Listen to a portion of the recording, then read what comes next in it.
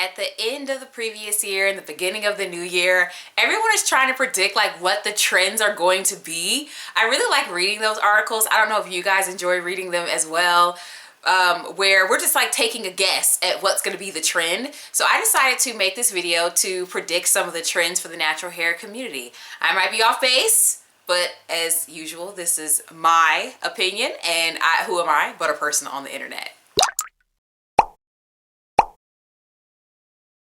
But first, hello everyone, Kayla here, and this is What the Kink, a natural hair channel. Let's get into these trends that I think are gonna happen for 2024. So one thing that I think is going to happen in this new year is that more brands are going to go vegan and cruelty-free. This trend is based on a couple of things that I've seen happen over the last couple of years. Number one, there was that one year where all the drugstore brands, not all of them, but a lot of them were going cruelty-free. They were getting like the Leap and Bunny certification on there, which is a little bit harder to get than the PETA cruelty-free certification. That one's not as hard to get. A lot more brands were switching over to that. I believe Dove got it. I think Garnier got it. Quite a few of brands that I had completely cut out when I went vegan were suddenly options. Even though I no longer really use a lot of stuff in the drugstore, I could because we went vegan. That was really great. Then I saw a couple of like higher end brands were reformulating their products to make them vegan. So I know one of them, I believe AG, reformulated all of their products to make them vegan. And then I may have not understood this correctly, but remember Matrix Biolage? They became just Biolage. They are no longer underneath the Matrix family, I don't think. I think it's a separate brand, a separate company, because Matrix is not cruelty free and it's sold places where they may or may not be tested on animals. Biolage is not. Also, I believe they redid their formulations of their products to make everything vegan as well. So the Biolage products, like, I can confidently pick them up and know that they are vegan products. So I feel like more brands, since so many brands have already done it, I think more brands are going to continue to do this. And also, we would be remiss if we missed out on the branding and implied meaning opportunity that is there. Vegan on the product, and I'm going to say it in tons of other videos, and I've said it in videos, vegan literally only means not tested on animals and there's no animal ingredients in it. It does not mean the product is clean. It does not mean the product is green. It does not mean the product is safe. It does not mean the product is better. Now for me as a vegan, it's great. Put the label on there because now I know that I can buy something that's in line with my entire lifestyle. But other people buy vegan because they think it means all these other things that it doesn't. And brands love that, okay? It's making them money. Okay, people are eating a turkey sandwich for lunch and buying vegan hair products, okay? So they know that that makes money, and I think that they're gonna continue to do that because green stuff makes money, okay? So I do think that there is going to be a big year for veganism in hair care. I know that we just went through Black Friday, okay? But I think that there are going to be more and better sales throughout the year, and I think there's going to be a further stab added towards the death of Black Friday. I think that Black Friday is going to be even more hurt. The reason why I think that is because not this past year that we just did, but the year before that, the sale season lengthened. That was the first thing, right? So instead of a Black Friday, it was like a Black Friday season. So typically that whole month, basically, you could get in on the sales, right? Then in 2023, I noticed that there were more sales throughout the year, which, you know, most brands do have sales throughout the year, but the throughout the year sales were better. They were better than they had been in the past. Like people talking about 30, 40, 50% off. It's our brand owner's birthday, 50% off. Like the sales were better. And so I think that that probably made them a lot of money. Okay, follow the dollar signs. And I think that as 2024 progresses, I think there's going to be more of these sales that are better and better, and I think that we're just going to be offering up something that we probably already had earlier in the year for Black Friday, and I'm here for it because I mentioned to you guys in some of my videos, I shop the Labor Day sales because Labor Day is like typically known to be a big sale thing, and I was waiting for Labor Day, but then there were all these sales before that. that had nothing to do with anything. You know, like I said, the brand owner's birthday.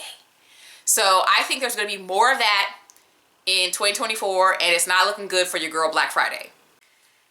I think that in 2024, product junkyism will continue to decline.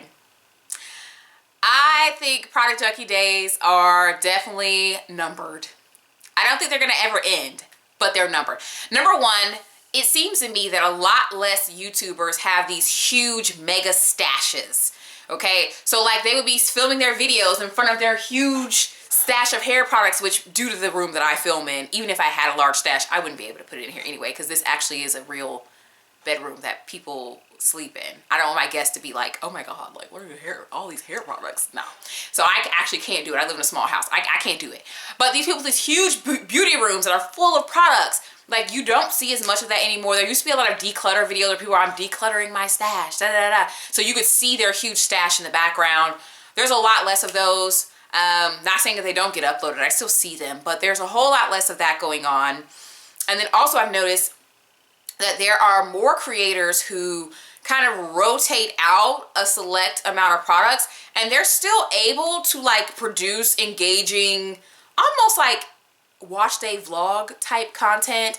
There seems to be a rise in that kind of content, and so in order to make that kind of content, you don't really have to be using like the newest thing. The video could literally be focused on a technique that you're doing, or around a situation if you're trying to get ready before a certain time, or like here's my routine, or like there's a rise of that kind of hair content that doesn't focus so heavily on the newest product or the newest thing. And so you don't really, even if you're going to be a YouTuber, you don't really have to have that many products. And yeah, I think as the content and the landscape online starts to change, people are going to realize more and more that they don't need that many products, and product junkyism is going to continue to decline. Mindful hair care is on the rise. More and more people are very thoughtful about what they do with their hair and when they do it and why, and we love to see this. Before it was, I want my hair to grow, so-and-so online has long hair, so I'm doing her routine or her regimen, not really thinking about all the factors as to why that person may do their routine, not really trying to really turn the mirror back on and look at yourself. Like, I'm doing this technique that this girl does, is it working for me? Is it causing extra time on my regimen that I don't have? Is it causing a difficulty for me somewhere else in my regimen? Is it costing me more money than I'm willing to spend? Like, people are now being more reflective about everything they do, because even I try to tell you guys on my channel, like, I am catering everything I do and everything I use to my life, right? So my products are based off of how I prefer my hair to look and feel. You may not have the same preference as me. I live somewhere that's humid most of the year, except for January and February. January, February was actually cold. January, February is actually cold, and the dew point drop a little bit.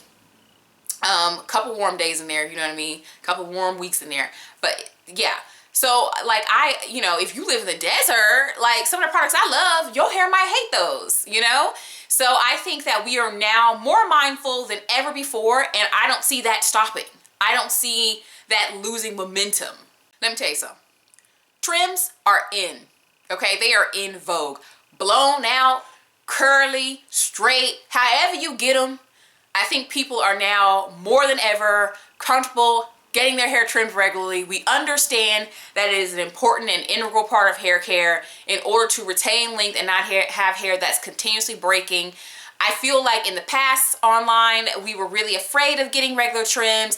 We were trying to hang on to that scraggly few inches as much as we could, which I think comes from a scarcity mindset. Okay, and now we're in an abundant mindset. Okay, don't let me go off on that real quick. But anyway, I feel like trims are going to continue to be a normal thing. We're going to talk more about them online. We're going to continue to get them. We're going to continue to see results of people whose hair is growing despite getting regular trims. Trims are on trend, and I think they're going to continue to be on trend in 2024.